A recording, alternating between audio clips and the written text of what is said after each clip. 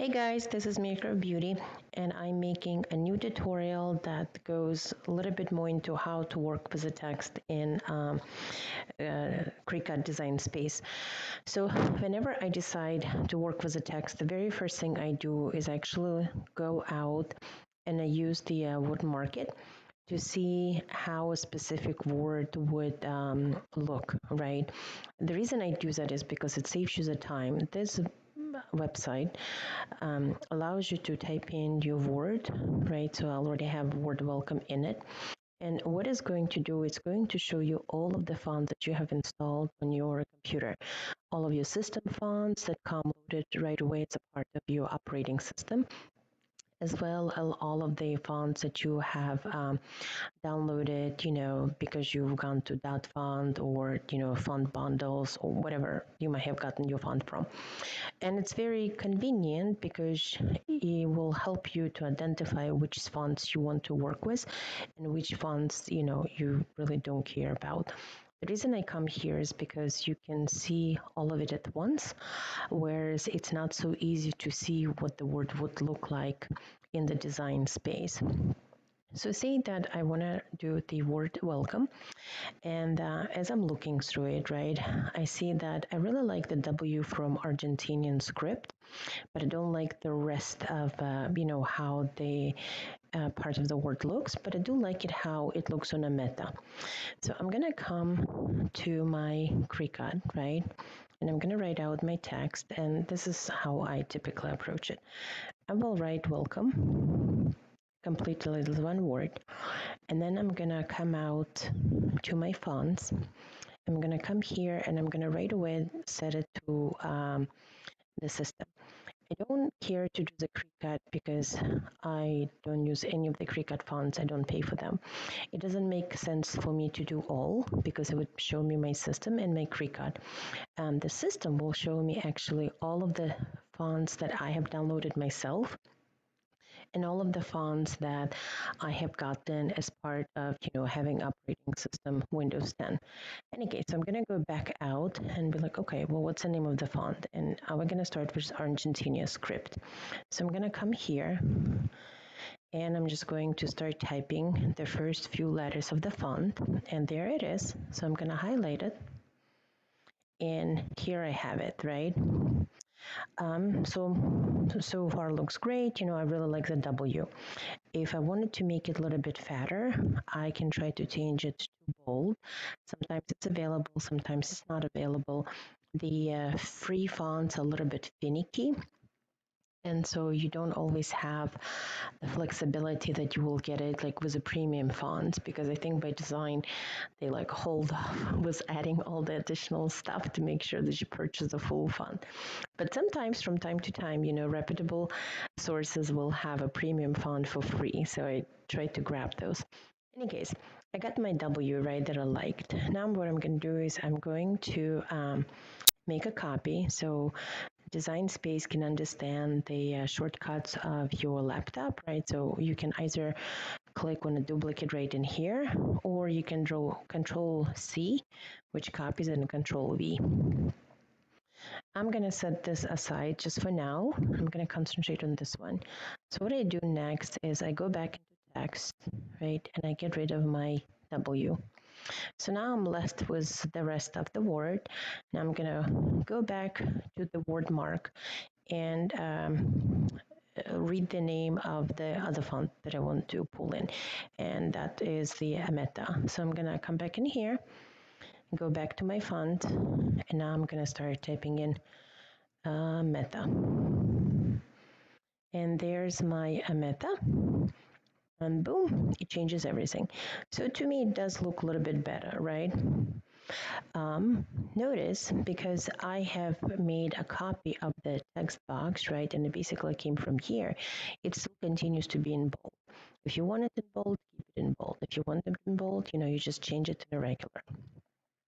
I'm actually going to change it to regular because I think the bold is taking a little bit too much from it. Now at this point, right, it becomes finessing with the getting all of the letters touch each other, because this is the script and they really should have no space between. So what I'm going to do is first is I'm going to make it a little bit larger. because then it's easier for me to work with this, right? And the very first thing I do is I try to use the letter space option directly in the design space to have it the system move it for me. And what will typically happen, it will do a good job with some of the letters, but it will not do a good job with all of them. And you're about to see it, right? Like you can see how the com is getting to be much better, right? Like the spacing issue is not as bad, but there's a quite a wide gap between the L and the C. So I'm just going to keep on going, and it can go into negative, and I'm just going to keep on going until it starts to touch each other. Okay, it's starting to look pretty good. The C to O have gone pretty well. I'm going to actually enlarge it quite a bit again. And this is just to help me to see it visually, right? Now it becomes that you kind of have to like slow down and work a little bit more careful to make sure that it doesn't get squeezed in with each other too much. So the E to L is looking really good, right? Like it's giving me a very one nice seamless line. The C to O is starting pretty good. The O to M is connected very nice, but the M to E, this is still sticking out. So I'm gonna try to drop it even by 1 degree just to see whether or not it's gonna, and now it's looking really good. I think like at this point, right, like this is gonna be as good as it gets. So the next thing I do is I make a copy of it, just in case if I mess something up, and I just move it away. If you want to keep spacing, on your canvas and not to get it cluttered with a lot of text, you can just hide this, so it's still on your canvas, but it's not in your way. And now that I have a copy that I can always go back to just in case if I mess this up, and I don't have to start from a square zero, right? From what is it? I think the expression is square one. I'm going to continue to work with this because I still need to move my EL to connect appropriately with the LC. At this point, right, using the letter space is not going to help me at all. All it's going to do is going to push out these letters and overlap them way too much. So now it's time to ungroup. So as I group it, I'm going to group just these 4 letters themselves. The reason I want to group them is because I don't want them accidentally get bent out of a shape, right? I don't want to accidentally move it around because the connection is very nice and it's very seamless. So I'm going to group it. Notice that I did not weld it, I just group it. What that means is that I can still ungroup it and move each letter separately if I need to. I'm going to do the same thing for the E and L. So I'm going to group it. And now I'm going to manually move this over here,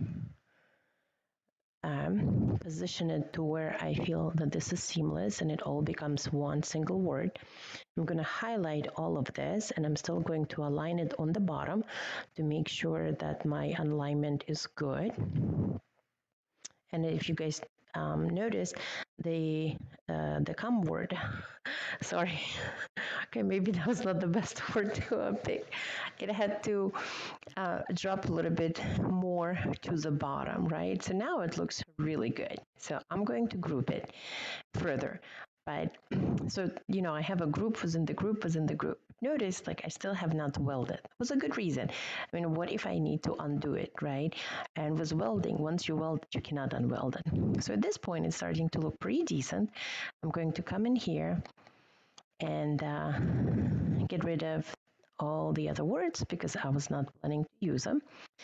And I'm going to start play with this. Now, remember, right, that this got enlarged quite a lot. The reason to that is that I needed to have the visual ability to see it like on a larger font. I also could have, by the way, just increased my canvas size. It's whatever works for you, right? So now I'm going to reduce the size, and I'm going to put it next together to see whether or not it's looking good to me. So what I'm going to do is I'm going to again align it on the bottom. just to see how it looks. Now, if you are someone like me, right, then to me, like the L is a little bit too high compared to the W, I'm going to reduce it even more. But one option you have is that, say you really like the spacing, not the spacing, the size going this way, right? And it's really just the L that you want to reduce as opposed to keeping the ratio. What you can do is you can unlock the sizing, and that gives you an ability. Whoops, I did not mean to rotate it, so I'm going to undo it. Okay, is my sizing unlocked? Yes, okay. And you can adjust it just going up or down, I guess, in that case. But notice how my ratio, right, is not like I'm adjusting my height, but my width is staying the same. So I'm gonna drop this now and see how that looks. Well, to me, my L is still a little bit too high compared to the W, so I wanna squeeze it even more.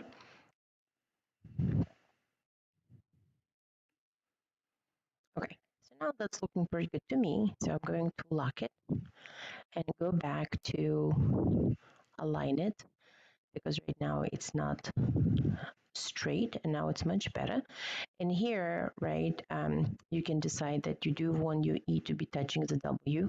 So, you are back to moving it manually, right? You just need it just so that it touches it's the W, but if you want to leave some space out, then you just want to move it a little bit out. If you want to have the welcome, bigger and stronger, and I don't know, be able to put it in the middle of it, right?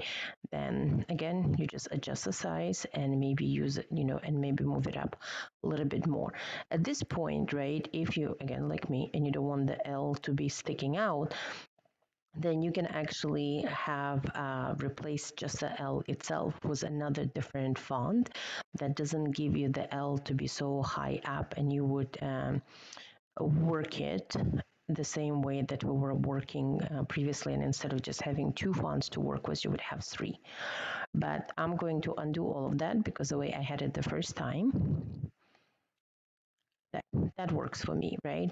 Now, you can actually also play with whether or not you like the angle.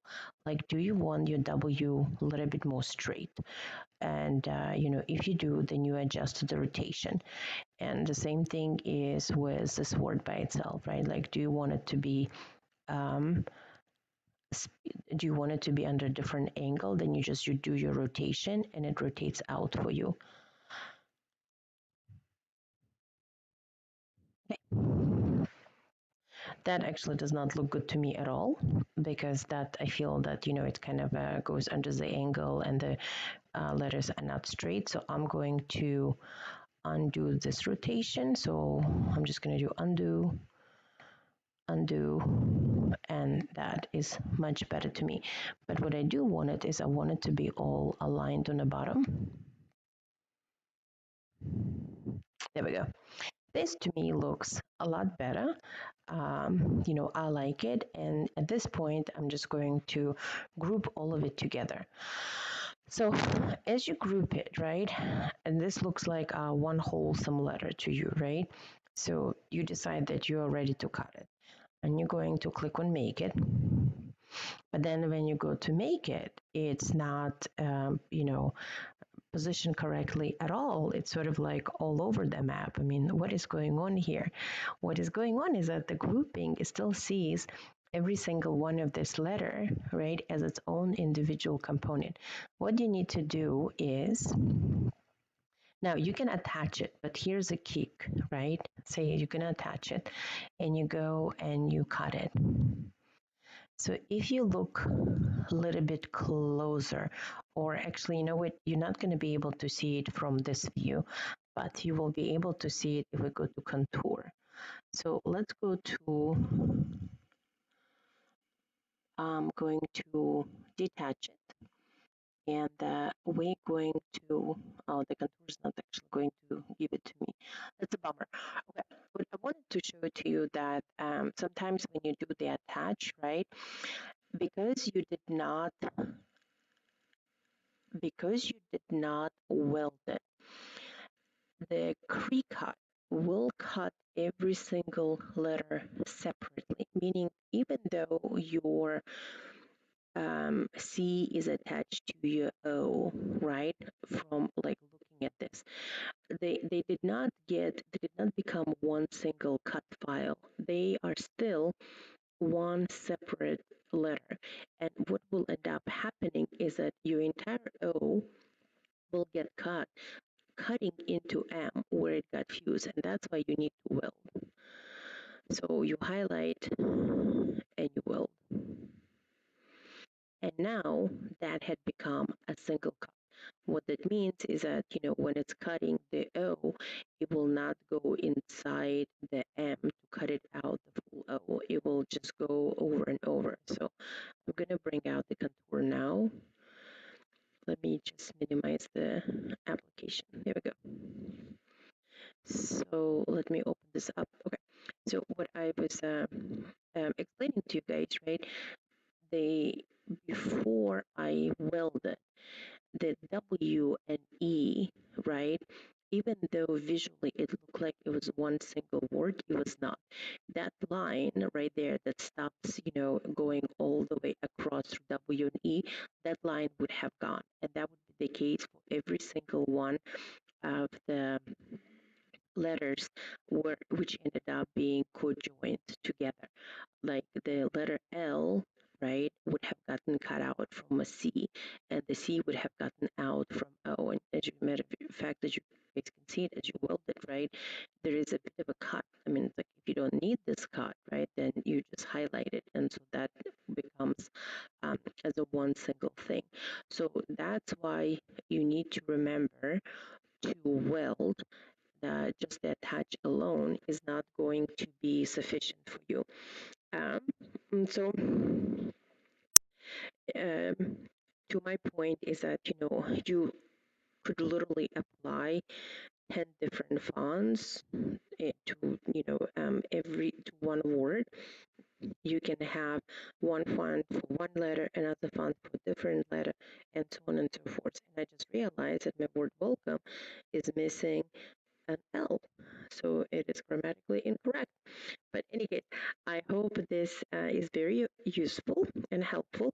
And before I go, I want to call your attention that the we still have an existing text on our canvas, right, that is hidden. And notice that when I went to make it, it did not appear anywhere on the mat. And that's a beautiful, beautiful feature because what it allows you to do, like if you were to set up a big, huge project, like for example, I have some of what are my projects?